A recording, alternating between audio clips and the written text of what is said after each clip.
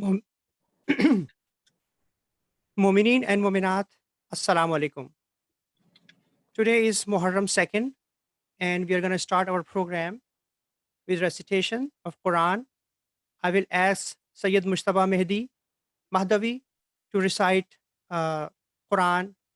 We do not have time, so I would say maybe let's 2-3 minutes. All right. أعوذ بالله من الشيطان الرجيم بسم الله الرحمن الرحيم الحمد لله رب العالمين الرحمن الرحيم مالك يوم الدين بسم الله الرحمن الرحيم الحمد لله رب العالمين الحمد لله رب العالمين الرحمن الرحيم مالك يوم الدين مالك يوم الدين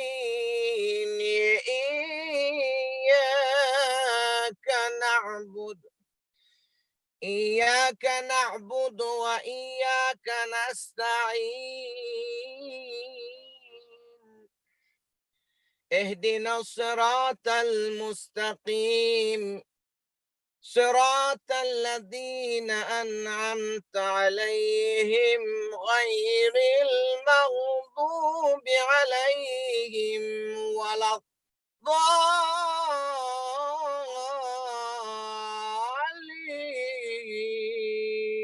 الضالين الله أكبر بسم الله الرحمن الرحيم والعصر إن الإنسان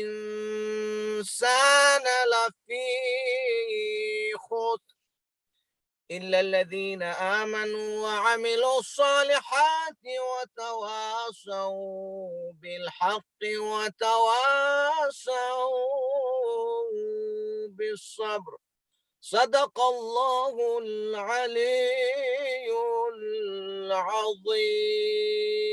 العظيم صلوات اللهم صل اللهم على salli ala Muhammad محمد وآل محمد Muhammad. وعجل فرج. Thank you, Brother Mushtaba. You're welcome. With this, I will ask Sayyid Bilal Rizvi to come to the member and start the majlis. أعوذ بالله من الشيطان الرجيم بسم الله الرحمن الرحيم الحمد لله رب العالمين والحمد لله الذي هدانا لهذا وما كنا لنهتدي لولا أن هدانا الله والصلاة والسلام على إمام القبلتين ونبي الحرمين وأفضل الثقلين وجد الحسن والحسين الذي سمي في السماء بأحمد وفي الأرض بأبي القاسم محمد وعلى آله الطيبين الطاهرين المعصومين الصادقين والذين ذهب الله عنهم الرجس وطهرهم تطهيرا اللهم صل وسلم وزد وبارك على صاحب الدعوة النبوية والصولة الحيدرية والإسمة الفاطمية والحلم الحسنية والشجاعة الحسينية والإبادة السجادية والمآثر الباقرية والآثار الجعفرية والعلوم الكاذمية والحجج الرذبية والجود الثقبية والنقاوة النقبية والهيبة العسكرية والغيبة الإلهية اللهم عجل فرجه وسهل مخرجه أما بعد فقد قال الله في كتابه الكريم بعد أعوذ بالله من الشيطان الرجيم بسم الله الرحمن الرحيم والفجر وليال عشر والشفع والوتر والليل إذا يسر هل في ذلك قسم لذي هجر ألم تر كيف فعل ربك بعاد رمضات لماذا التي لم يخلق مثلها في البلاد وثمود الذين جابوا الصخر بالواد وفرعون ذي الأوتاد صدق الله العلي العظيم اللهم صل على محمد وعلى محمد. We've entered upon our second night of discussions. The topic remains Suratul Fajr and the movement of Imam al-Hussein. Last night, we had an introductory discussion in the introduction of these nights, and that discussion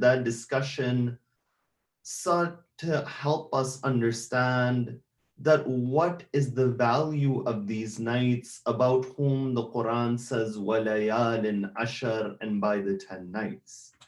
Today, within this first majlis on the subject, the analysis is of the verse wal fajr by the daybreak. Yesterday I mentioned that when Allah He takes an oath, it's very different from when you and I take oaths. When you and I take oaths, is to make other people believe us because we're saying something which is beyond us. But when Allah takes an oath, it is for mankind to understand what is the greatness of the object that He is taking an oath upon, or what the greatness of the response and what follows the oath is. Within this verse over here, you find Allah, He says, wal fajr by the daybreak. Now, from the outward level and from the apparent literal meaning, you find that Allah is swearing by the time of Fajr and He is swearing by the Salat of Fajr. That why is the Salat called Fajr and why is that time called Fajr? Of course, in the Arabic language, this word Fajr, it literally means to cleave something open, to rent something asunder, to break something apart. You call that Fajr. The reason the time of Fajr or the Salat of Fajr is called this is because لِأَنَّ نُورَهُ يَشُقُّ ظُلْمَةَ اللَّيْلِ is because the light of the rising of the sun breaks apart that darkness which exists within that time. You see that when mankind and Allah, He swears by Fajr and He says, wal Fajr over here. Number one, He is showing the power of this time, that each of these prayers an individual he performs, they have an inner reality. Salatul Fajr is that reality which represents the resurrection of man, and pay attention towards this point, that each of these prayers, it represents a stage in the development of the human being. Salatul Dhuhr and Asr, the reason Surah Al-Asr, it speaks about the accounting of the Day of Judgment when it says, Wal Asr, Innal insana lafi khusr, illa alladhina amanu wa amilu salihat. That it says, by Allah, by the time of Asr, man is at loss except for those who do good and they have righteous iman. The reason the Quran, it says this over here, is because in Arabia at that time, people would account for their business at the time of Asr. So Allah says, oh mankind, in that society, you're accounting for your business, but now I will give you the salat, which represents your accounting on the day of judgment. Then after that, Salatul Maghrib, Salatul Isha, in the darkness, it represents the darkness of the grave. But when Salatul Fajr comes, it represents the resurrection of man. It represents the enlightening of man, that he is being raised on the day of judgment. Now this chapter, Suratul Fajr, is Suratul Hussein. The chapter of Fajr is the chapter of Imam al-Hussein. In the way, the time of Fajr represents the resurrection of mankind on the day of judgment. You find Imam al-Hussein, he resurrected the spirit of mankind with his movement. You see, Imam al-Hussein's movement was a movement which gave light towards society, because it is only the wali of Allah that can take one from dhulamat towards nur, one from darkness towards nur. And Nur is that concept which is spoken across religions. Because across religions, the concept of Nur and light is a concept of hope and a concept of understanding. And this light is more of an internal light. You know, when you look at light in front of you, just this physical light, what is the reality of that light? The reality of that light is that if you were in a dark room, correct, you can't see anything. But the moment that light turns on, whether it is through a light switch or it's through the sun, you find you're able to see the objects in front of you, the apparent of those objects. But no, this light of guidance, this light of Iman, it does not lead you just to see the dahir and the apparent of something, but it allows you to understand the haqaiq and the inner realities of things. When we say Innal Hussein Misbahul Huda, when the Prophet he says this, that Hussein is the lamp of guidance, you find the analogy of the Imam is given via light by the Prophet of God. That why does he give this analogy? Number one, you find it is only through the teachings of Imam Hussein and that movement one is able to come to a proper understanding of the realities of the world. But at the second level, when you look at this analogy and he says, Innal Hussein Misbahul Huda, that Hussein is the lamp of guidance. In that time period, of course, the lamp would be more of a candle with a covering over it.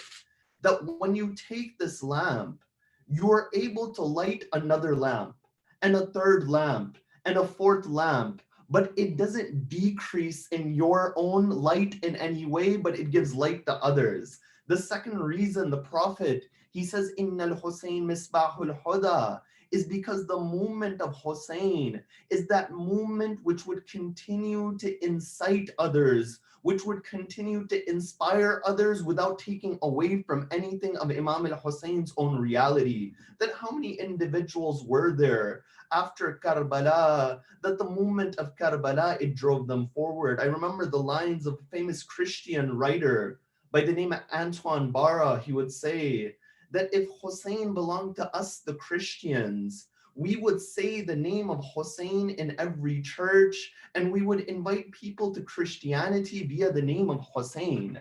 So you see, Imam al-Hussein's movement, he continues to give towards others, but it doesn't decrease in him in any other way. That's why many people, when you look at their language and their speech, they say, you know, it is because of us, there is majalis in this town. It is because of us, there's aza within this town. This is what we did, and this is what you did. You know, in reality, the reality of the situation is opposite. It's not because of you, the remembrance of Hussein is there, but rather it is because of the remembrance of Hussein you are there. You know, maybe you've heard the famous lines of Persian poetry that say Shah ast Hussein, Bad Shah ast Hussein, Deen ast Hussein, Deen Pana ast Hussein, Sardad Nada Dastar Dasti Yazid, Hakaki Bina ila ast Hussein. That those lines of poetry that say Hussein is the king and he is the eternal ruler, and Hussein is the religion and Hussein is the protector of religion. He gave his head, but he didn't give his hand in the hand of Yazid. The foundation of La ilaha illallah is Hussein. If I ask you who recited these lines of poetry, many of you would come forward and you would say Mu'inuddin Chishti recited these lines of poetry. But if I followed up that question and I said, do you know any other lines of poetry by Mu'inuddin Chishti? Many people would say, no, we don't know any other line. It's not that he just wrote one line. He had thousands of pieces of poetry. But what was immortalized in history was that poetry about Hussein. Now I ask, who is gaining in this situation? It was Mu'inuddin Chishti when he wrote this poetry, keeping the name of Hussein alive, or was Hussein enlivening that person because he remembered Abu Abdullah?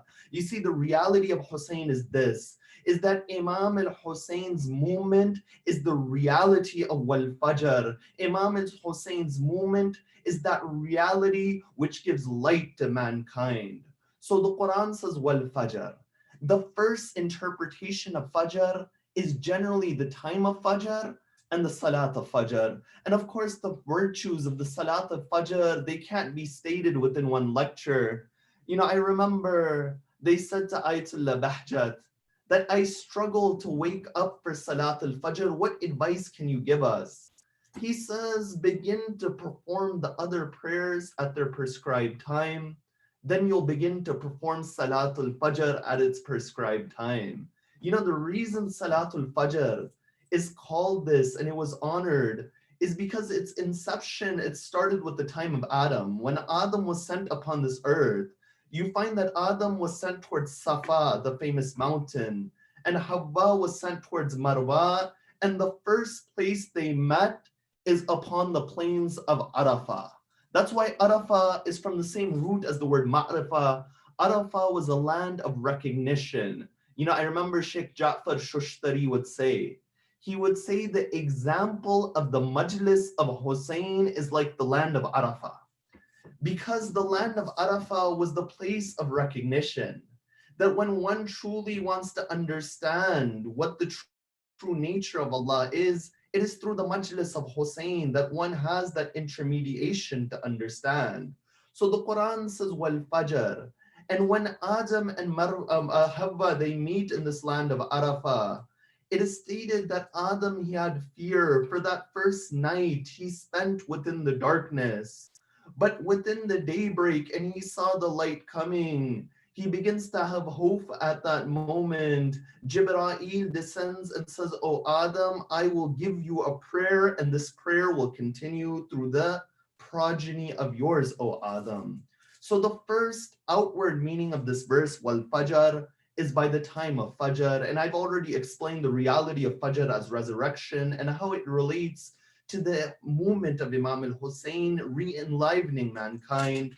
But you find that many mufassirun and commentators, they came forward and they said no, that although this is correct, that this verse is referring to the time of Fajr and the Salat of Fajr, but it is also possible that it is speaking of a particular Fajr.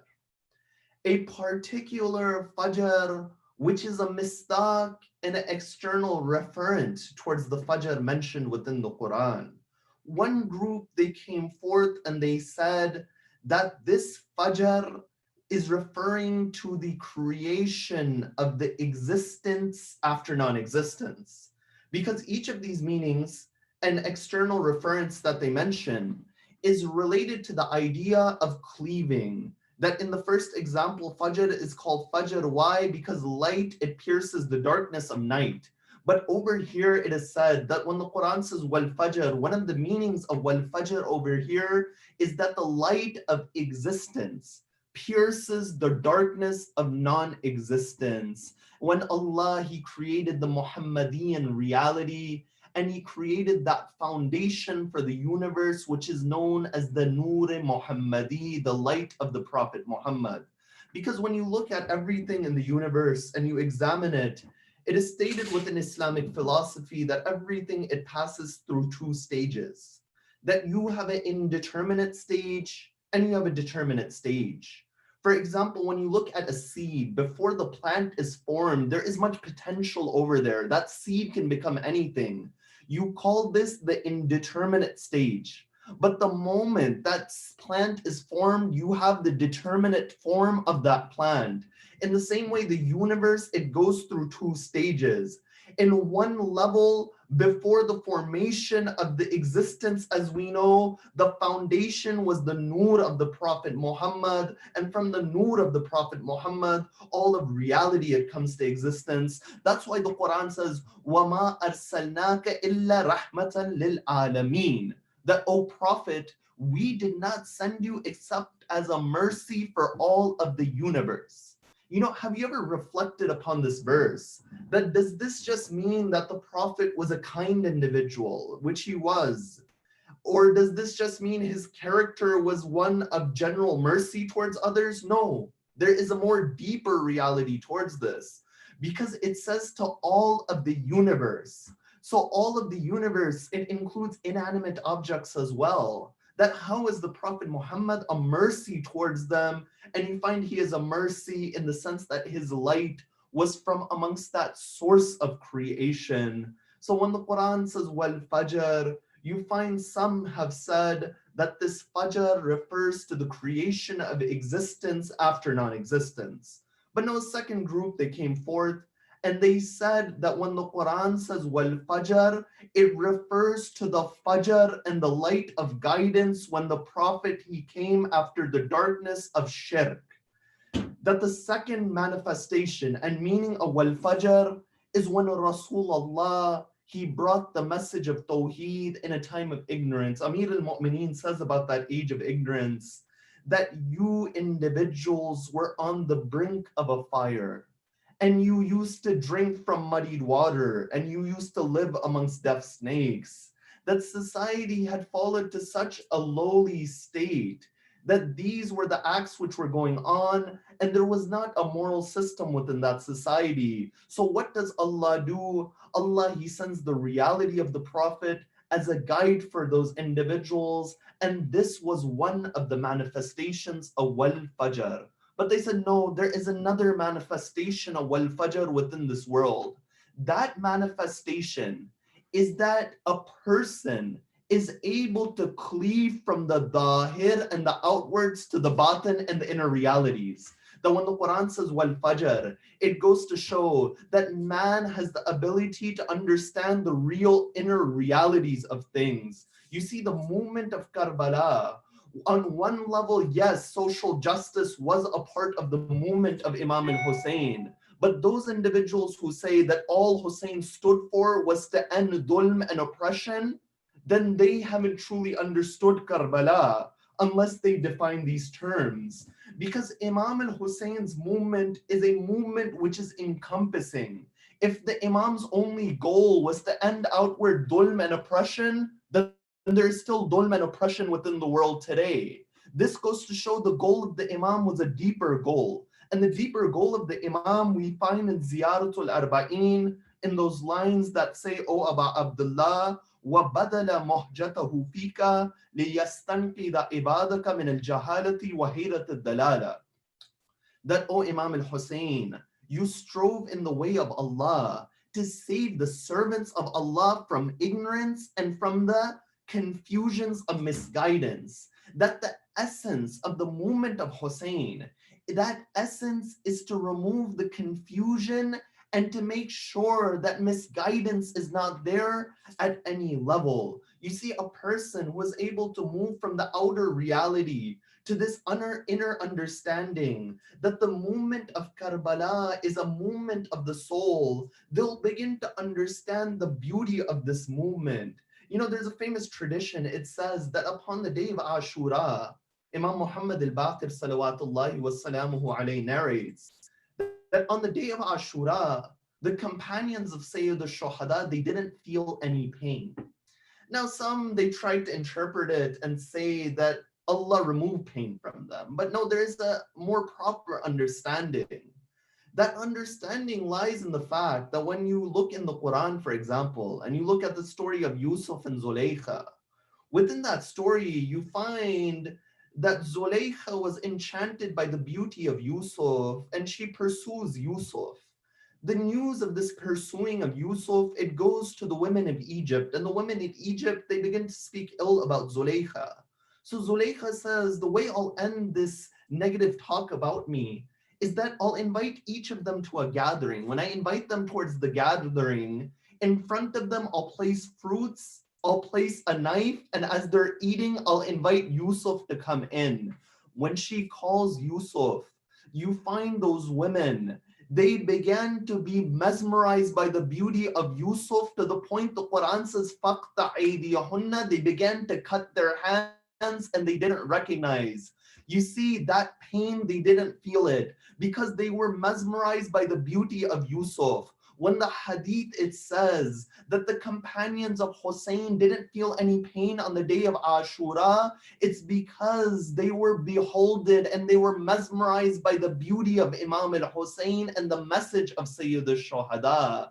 that in the path of God, when one is annihilated in the inner reality of Tawheed, that individual, he understands there is a reason for every difficulty and he is willing to face every difficulty. These companions of Hussein, they are the ones, wal fajr, they were able to go from the dahir towards the batin.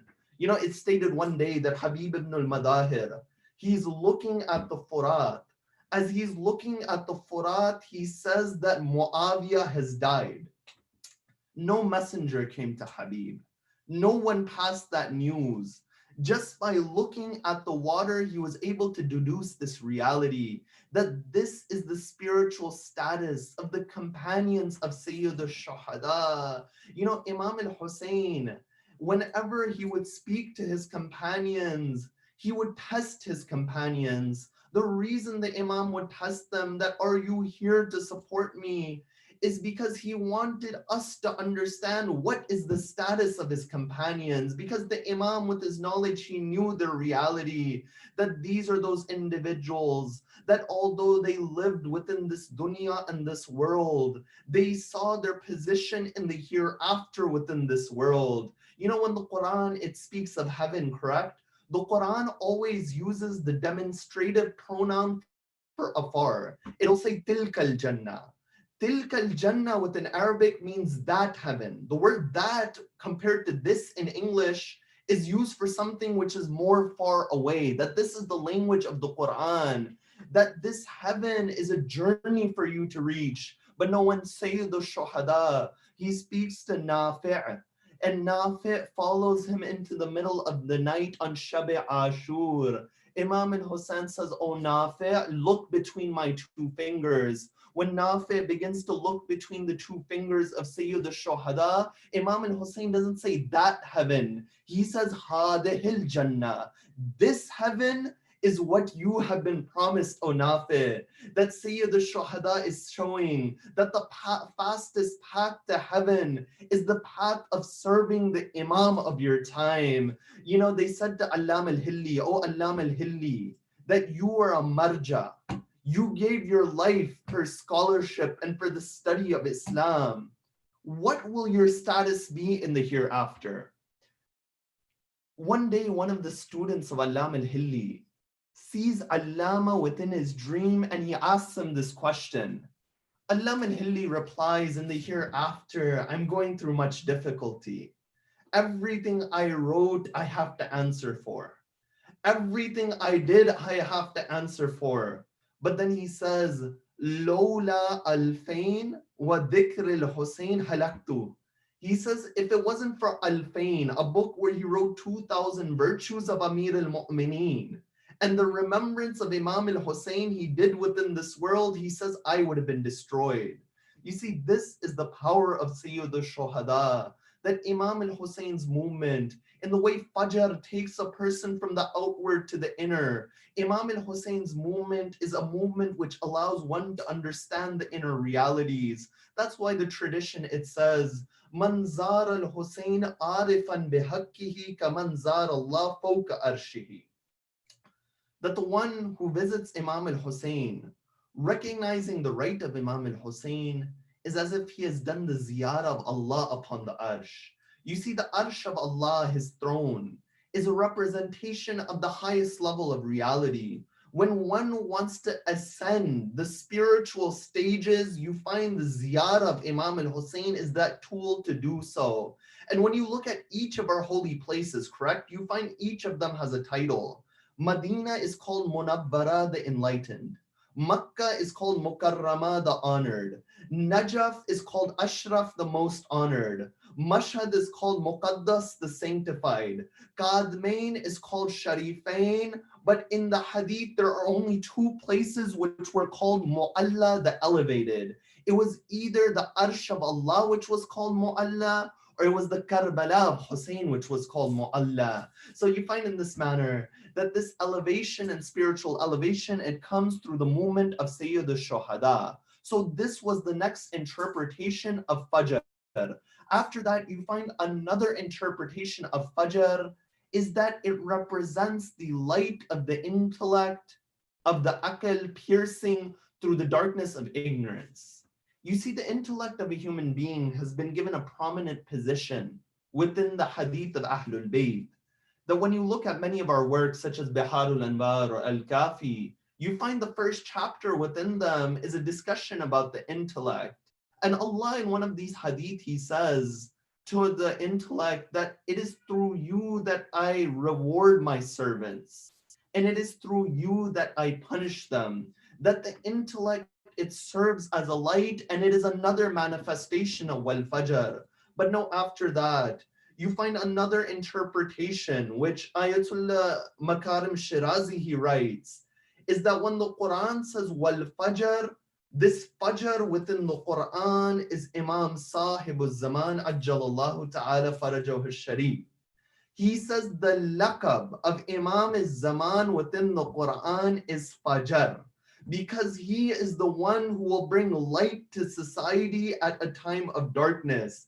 And you know, there is a hadith which explains the beginning lines, which says, Wal Fajr, walayalin ashar, washaf'i wal watar, that by the daybreak and by the 10 nights and by the evens and by the odds. That hadith of Imam al-Sadiq says, when the Quran says Wal Fajr, this Fajr is Imam al-Zaman. When it says walayalin ashar, it is a reference towards the 10 imams, aside from Imam al-Zaman and Amir al-Mu'mineen. When it says by the evens, this is a reference towards Amir al-Mu'mineen and Fatima al-Zahra. And when it says by the odds, this is a reference towards Rasulullah. You see, the Imam is a representation of Fajr, because after a time of dhulm, he will fill the earth with justice and equity and light. And it's stated when the Imam, he returns, he'll stand in front of the Kaaba. And when he stands in front of the Kaaba, he'll say to the people, Ala ya ahl al-a'lam, inna jaddi al-Husayn qataluhu atshana. He'll say, O people of the world, my grandfather Hussein, he was killed thirsty. You see, each of these different versions, each of these different views on Fajr, they represent this verse from a different angle, and each of them is a manifestation of Fajr. But you know, there is one more Fajr which has been proposed as an opinion for this ayat. And it is said by many that when the Quran, it says Wal Fajr, this is a reference towards the Fajr of the day of Ashura. Because it is this Fajr which will give light towards mankind. It is this Fajr which would make a person have a path in every time of darkness, a person to have hope in every time of anguish and anxiety. And today, the day which we have entered upon is the day of the second of Muharram. This is that day when Sayyid al-Shuhada, he entered upon the land of Karbala. You know, Imam al-Husayn's journey from Medina towards Karbala was a journey through which many things they happened in between. There were many individuals who were with the Imam who left, and there were many individuals who weren't with the Imam and they joined. You know, the famous example is the example of Zuhair ibn al-Qayn. It's stated within the hadith that Sayyid al-Shuhada and Zuhair's tribe, they would go right next to each other. But Zuhair, he would not stop and speak to Imam al-Husayn. One day they settled in the same resting stop. When they settled in the same resting spot, you find Imam al-Husayn sent someone to go and speak and invite Zuhair to speak with him. Zuhair, when he receives the messenger, he says that I'm not going to go over there. At that point, the wife of Zuhair is the one who says, Oh Zuhair, the son of Fatima calls you and you're rejecting the invitation of the son of Zahra. Zuhair, he goes. History doesn't record anywhere what conversation took place between Zuhair and Imam al-Husayn. But after that, he says to his servants that I have freed you in the way of Allah. He says to his wife that you are free of me. I am joining Hussein upon his journey. You see, in one conversation, Imam al-Hussein was able to pierce light into the heart of Zuhair ibn al-Qayn. And that's why it's said when it comes to the morning of Sayyid al-Shuhada, this morning is like Fajr. This morning is that morning that can place light in the heart of a human being. You know, there's many individuals, you only see them on the day of Ashura. And many people, they speak negatively that they only come upon this one day. But no, everything has a different angle. Why don't you look at it from the angle that these are those individuals that if they know anything connecting them towards the mosque, then it is the day of Hussein ibn Ali. Because Imam al-Hussein is that thread, that as long as the ishq of Hussein is in the heart of an individual, no matter how astray they go, there is always a chance of them coming back. You know, a person, his religiosity fluctuates. There may be times they pray, and there may be times they don't pray. There may be times they fast, and they may not fast. But when the foundation in their heart is the love of Ahlul Bayt, when the foundation is the wilayah of Muhammad and Ali Muhammad, no matter how far they go astray, there is always a chance of them coming back. And that is the power of these days of Muharram and these days of remembering Sayyid al-Shuhada. You find in this manner, Imam al-Hussein, he reaches the land of Karbala. When he reaches the land of Karbala, he says that it is stated within history that the horse of Imam al-Hussein doesn't move forward. Imam al-Hussein, he changes his horse. It's stated up to 7 times. Imam al-Hussein, he changed his horse upon the day of Ashura, when he landed he came to the land of Karbala on the 2nd of Muharram. After the horse, it doesn't move forward. He goes and he asks a local of that town. He says, Masmu hadhil ard, that what is the name of this land? The man says, Ismuha al-Taf. This land is called Taf. The Imam says, Alaha ismun akhar. Does it have another name? He says, Ismuha Ghadiriya. The name is Ghadiriya. The Imam says, no, Alaha ismun akhar. Does it have another name? He says, its name is Nainawa. The Imam says, no, does it have another name? The person says, Shatiul Furat. The Imam says, Alaha ismun akhir. And finally, it's as if the Imam was waiting for a name to be called. The man says, this is that land which was called Karbun wa Bala, the land of trial and tribulation. You see, this land of Karbala is that land when each of the prophets, they would go by the land of Karbala, they would feel sorrow within their hearts.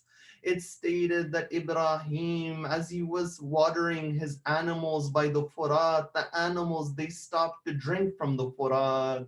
Allah, he says, O Ibrahim, you know why your animals did this? It is because this is the land where the grandson of the Prophet Muhammad will be killed. You know, it's stated that when the Ark of Noah would go across the world, that when the Ark of Noah was going past the land of Karbala, Nabi Nuh, he says, Oh Allah, I feel sorrow within my heart. Allah says, Oh Nuh, this is that land where Hussein will be killed, O Nuh. And indeed, one of the most famous moments and incidents of the land of Karbala is when Amir al-Mu'mineen was on the way to Siffin. When Imam Ali was on the way back from Siffin, he stops in the land of Karbala and he begins to speak to his companions. He says, Ha huna yuqtalu rijaluhum, that this is where their men will be killed. Ha huna yudbahu atfaluhum, and this is where their children will be slaughtered. He'll say, Ha huna tusba nisa'uhum, that this is the land where their women will be taken captives. That Amir al-Mu'mineen would refer to the musibah of Sayyid al-Shuhada. Imam al-Hussein has entered within that land of Karbala upon the 2nd of Muharram. It stated Sayyida Zainab, she comes to her brother. She says, "Oh, my brother, ever since we came to this land, there is great sorrow in my heart. There is great trouble in my heart when we come to this land. And oh, my brother, ever since we came here, I hear the voice of someone crying, but I don't know who is this person." Imam al-Hussein says, "Oh, Zainab, do you not recognize the cries of your mother Fatima, O Zainab? You find this is the land of Karbala. Sayyid al-Shuhada, he finds the local tribe of Banu Asad and he buys the land of Karbala from them and he says to them, I'm returning this land to you under three conditions. The first condition is that you bury our bodies whenever we are going to be martyred. I know they won't bury our bodies, still bury our bodies. The second condition is that when any of the Zairin they come, you tell them about us, you tell them and you serve these individuals. You find the Imam, he places these conditions. Then after that, he says, go and call your women. When the women of Banu Asad come, Sayyid al-Shuhada, he says, O women of Banu Asad, I am the son of Fatima. O women of Banu Asad, if your men do not bury our bodies, as you're getting water from the Furat, place dust upon our bodies. Then Sayyid al-Shuhada, he says, go and call your children. When the children of Banu Asad come, the Imam, he says, O children of Banu Asad, as you're playing on the land of Karbala, bury our bodies, place dust upon our bodies. It stated Sayyid al-Shuhada in this manner. He buys the land from Banu Asad. But I remember another day when a member of Ahlul Bayt would come to Karbala. It was the day of the 13th of Muharram. The bodies of the martyrs were scattered on the plains of Karbala in the way when a tasbih it breaks and the beads they scatter. Banu Asad was looking at the bodies. They didn't know how to bury the bodies. As they're looking at each of these bodies, they see from the direction of Kufa a man, he comes. He rides through all of the bodies. He goes towards one body which was wounded. He falls over there. He says, Assalamu alayka ya Aba Abdullah. That it was Imam Zainul Abidin who entered Karbala on the 13th of Muharram to bury the bodies of the Shuhada. He says, O Banu Asad, make one grave for the companions. They made one grave for Habib ibn al-Madahir. Then after that, you find Banu Asad, they say, O captive, there is a body by the Furat. When we pick up one side of the body, the other side it breaks. When we pick the other side of the body, the other half it falls. The Imam, he says, oh man, that is the body of my uncle Abbas. I'll bury that body. Then after that, the Imam, he says to Banu Asad, oh Banu Asad, step back, for only a ma'soom can bury a ma'soom.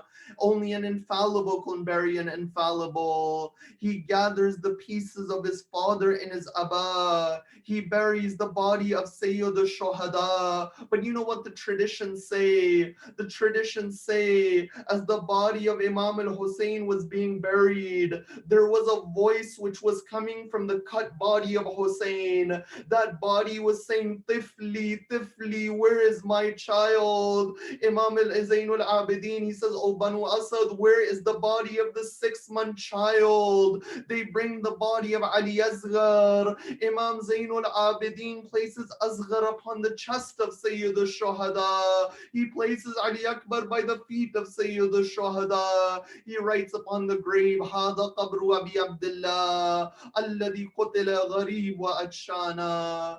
That this is the grave of Hussein, the one who was killed alone, the one who was killed thirsty upon the day of Ashura. على لعنة الله على القوم الظالمين.